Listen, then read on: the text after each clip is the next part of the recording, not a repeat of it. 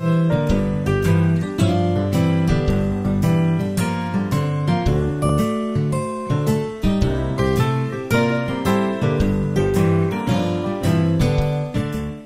WineCast is brought to you by J. Hilburn Menswear. Local style advisor Therese Nelson will meet with you at your home or office to show you the complete line. From custom shirts to jeans and sweaters and even ladies' gift cards, perfect for the holidays or special occasions. For more information or to schedule an appointment with Therese, visit her at theresenelson.jhilburn.com. Here we go. So we've got the nose. Now the first thing we look for is going to be clean or unclean. We're looking for faults. Again, in WineCast number 8, we really went into depth about the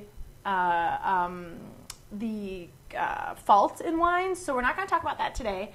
But again, the intensity, that is a 5-point scale. Before we had a 3-point scale. So again, you're going to have more ability to differentiate between your wines. Now development. This is something new. And what we've got with development are, what stage is this wine in terms of its life? And here you see youthful, developing, fully developed, tired, past its best. Now Karen has over there, our in-house chef. She's got some good. I think you're gonna have to pass over the plates, but Karen's got the plates for us. So help me explain what what these are. So I've got here is what we call our primary flavors. Okay. So Karen, what do we have in our primary flavors? Big fake flower. Yep. And some fruit and flowers. So so we're back in WineCast 5. We talked about different kinds of aromas and where they come from. So this is what we call our primary, and they're fruits, lots of fruits, and fake flowers or real flowers work too. But fruit and floral are what we call primary aromas, and they come from the grapes itself. They're being sourced from the grapes itself. Then we've got our secondary aromas, okay? And what we have for our secondary aromas, Karen, what do we have on our secondary aromas? Some butter, nuts, bread, cookies. My daughter's cookies, which are fantastic. So these are what we call secondary aromas, butter, bread, nutty. These are things that come from the fermentation process, the process of production. So we got primary and secondary. And now what are our tertiary aromas? Okay, kind of a strange plate here, and that's what happens with with our tertiary aromas. Tertiary aromas are when the wine is aged a little, and so kind of crazy aromas start to come out. What do we have on this plate, Karen? Some chocolate, coffee, vanilla, broccoli. Broccoli, yeah. So vegetable aromas often come out with time on some wines. Lots of like vanilla and chocolate, coffee as well. So all these things are things, maybe toast. I didn't want to toast the bread for you, but toast would be on this plate. Those are all things that come out through time, and those are what we call tertiary aromas. So we have primary, secondary, and tertiary. Now, what does that have anything to do with what we were just talking about? It looks like I just raided my kitchen here. But what that is if we're seeing mainly these types of aromas, the primary, with maybe some like the secondary aromas, then it's youthful, right? If we're seeing almost all of the tertiary aromas, then we're fully developed. In between, we're developing. And tired and past its best is the difference between, say, fully developed and tired past its best is that fully developed is going to have some of these tertiary aromas, but maybe, a little lime thrown in just for good measure. It's still going to have some of those tertiary, but then also some fruit on it too. So it's fully developed, but it still has some fruit and so maybe some fake flour on it too, So, but whereas a fully developed is going to be all of the tertiary aromas. I'm sorry, the tired past its best is going to be all of the tertiary aromas. Okay, so that's development. Hopefully, I didn't lose you on that one.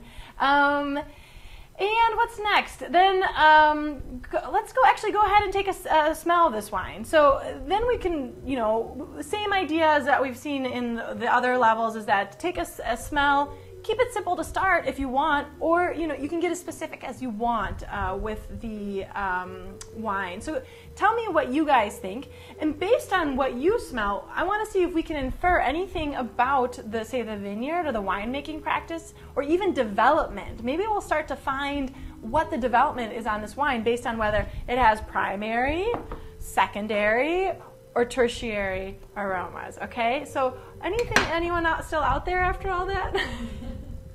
Yeah, we've got a couple people saying developing. Christine said she got chocolate and espresso, so she's gonna guess developed. Okay. Douglas said he's experiencing aroma he hasn't been exposed to before, and he would be prone to say fully developed. Then. Okay. So I'm seeing a lot of developing and fully developed. I would definitely put this at developing. I still get some fruit on it.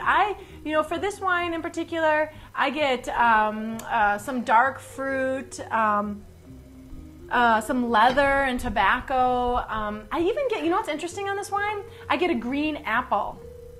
And that's kind of typical for this region, so I kind of knew to look for it. But go ahead and smell and see if you get the green apple, which is interesting, I say, because that's usually what we assume to be on a white wine, right? But you're really getting this green apple, which is a sign of almost acid on the wine.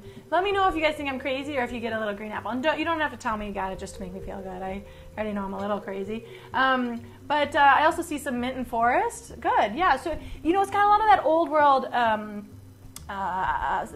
aromas, but still some fruit on it. And Douglas, we're going to get back to your comment. So, the idea of Malbec, Argentinian Malbecs, and these Cahors wines, they're very interesting historically. These wines, they have been around actually longer than Bordeaux wines, and they were actually better regarded than Bordeaux wines for some time. Back in the 14th and 15th century or so, they were better regarded. Well, the Bordelais got smart. The people from Bordeaux said, okay, enough of you guys outshining us. You guys are based inland, and we're on the coast. We're on the port. We're going to cut you off. We're going to charge you to go down the river. The Cahors is on the Lot River, and it runs into Bordeaux, and then Bordeaux is right on the sea. So they really isolated Cahors, and it was really difficult for them to grow as a region and get the notoriety that Bordeaux got. Well, then in the 20th century, 19th century to 20th century, Cahors fell on some bad times, and up until recently had not really recovered that much. I mean, a lot of you have probably never heard of Cahors. It's a little-known region when compared to other French wine regions. But now this is interesting what's happening. Douglas, you mentioned Argentinian Malbecs. So in Argentina, they have made a name for Malbec. Malbec originally came from this area of Cahors. And yet, over in Argentina, they've taken it and they have done some amazing things for it. And as a result, now Cahors is saying, let's take note from the New World. Usually it's the other way around. Often you see the New World taking note from the Old World. And now we see a little bit of the change of roles here. So what do you guys think? Do you think it smells or tastes like, we haven't gotten to taste yet. Do you think it smells like Argentinian Malbec? How about yes or no? Anyone? Let's see, what do you think, Karen? I don't think so, no. No, yeah, it has a lot more of that tobacco earth, whereas the Argentinian Malbecs are just lots of blue and black fruit, maybe spice, but yeah, it's very different. But you might see some of that same dark fruit. You can kind of see that they're related, but there's a big difference in where they're grown and what happens from there. Okay, so let's see. Great notes on the nose that you guys came up with. I love it. And let's move on then. Let's talk about the palate. Again, we're going to be talking about the 5-point scale. So I'm not going to really talk too much about sweetness and acid, tannin, or body, because we really went over that in level 2. So you guys are pretty familiar with that. It's just we've got more points on the spectrum. And in fact, tell me what you think about sweetness, acid, tannin, and body. You guys are now pros on sweetness, acid, tannin, and body. So you guys tell me what you get on that. 2 things I want to talk about are alcohol and intensity, because these are new concepts. So alcohol, go ahead and take a sip of the wine if you haven't already. And what you want to do is judge what it feels like in your mouth. Now, that will help understand the balance of the wine, but you should judge what's in your mouth. That said, if you want some guidelines on where the levels of alcohol fall in terms of numeric values, under 10% is considered low. Okay, 10 to 12 is maybe a medium minus, 11 to 13 is a medium, 12 to 14 is medium plus, and above 14 is high. That's very general. And maybe you want to put those in the chat roll, Karen. So under 10 is low, 10 to 12 is medium minus, 11 to 13 is medium, 12 to 14 is medium plus, and above 14. And you'll see that there are overlapping for specific reasons. Some wines that are at, say, 13 could be considered medium minus, whereas others at 13 would be considered medium. Okay? So keep that in mind. So did I catch you off guard there? So I think, well, whatever you get in there. 10 to 12 is medium minus, 11 to 13 is medium, 12 to 14 is medium plus, and above 14 is high. So tell me what you guys think as Karen's furiously typing away there, looking at me like, hey. Tell me what you guys think in terms of the alcohol on this wine. And while you're doing that, telling me about the alcohol, I'm going to talk a little bit about the intensity. What is intensity? Well, we talk about intensity on the nose, so you're already kind of familiar with it. Intensity on the palate, though, is how much flavor do you get? And I mean flavor by, these types of flavors, whether it's primary, secondary, or tertiary. I'm not talking about acid, tannin, or body, how strong those elements are. It's the actual flavor of it. So with that now, maybe you can tell me what you think about intensity as well. So let me know what you guys think on alcohol and intensity. Seeing some things come in. I'm going to get back to them in just a second.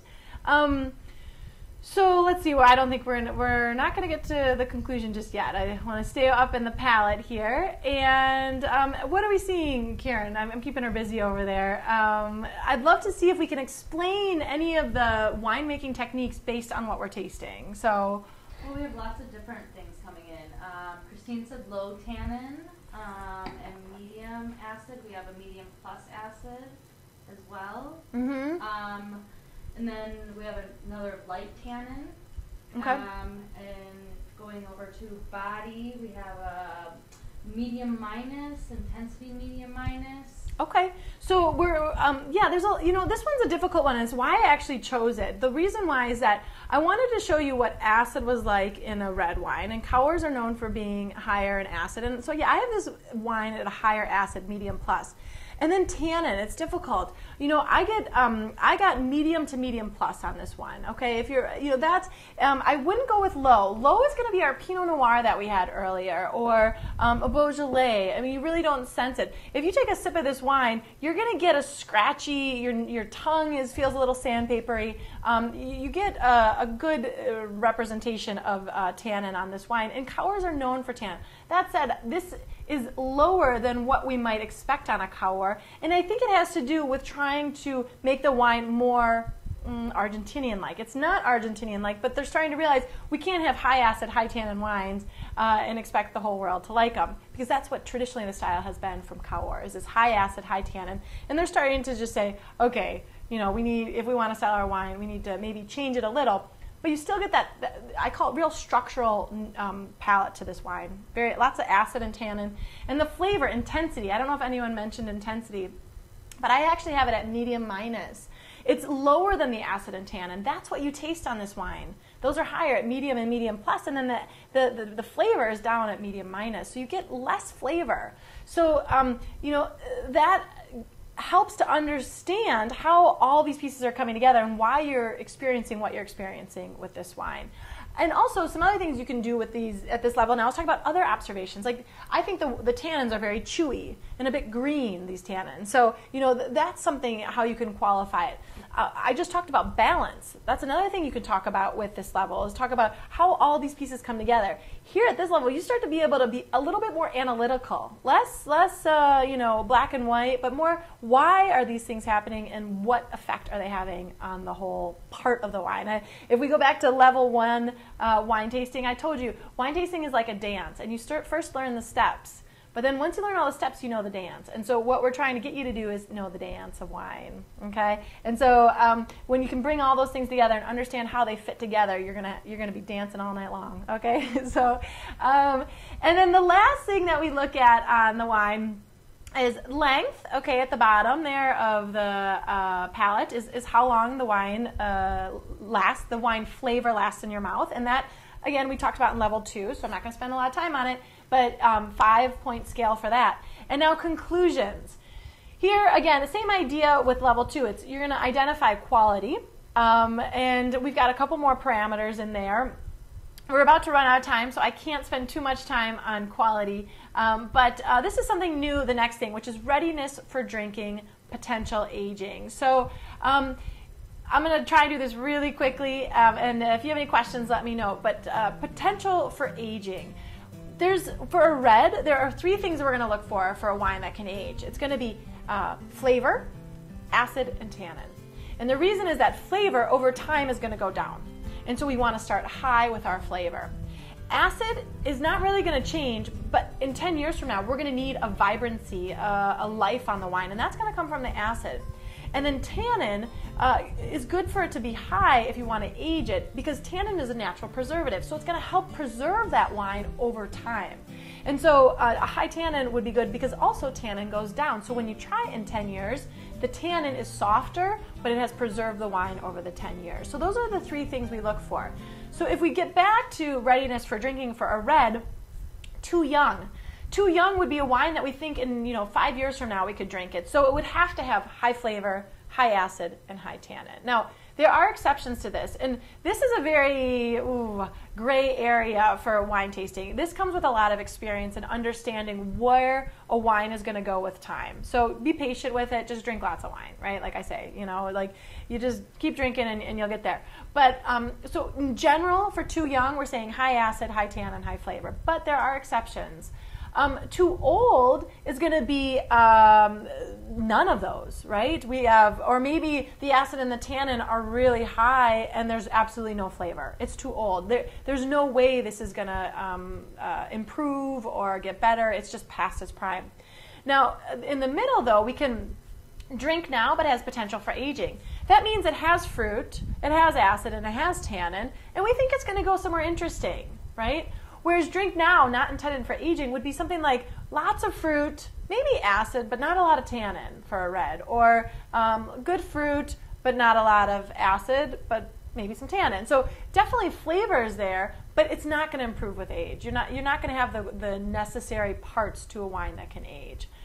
So this was a lot. We're right at 8 o'clock, so we're right there. We got it all in a half hour, but I'm sure there might be some questions. If there are, I will answer what I can. I don't know, is there anything off the top of your head you see that would be a 2-second question? No questions. No questions. Oh, okay. I don't know if that's a good thing or a bad thing, right, guys? This was kind of a little painful maybe, but it was great to get this in place because you can come back to this and watch it if you have questions later, and then we can just dive into these wines going forward. So I'm really looking forward to drinking with you guys, with my wine gurus, and having a lot of fun.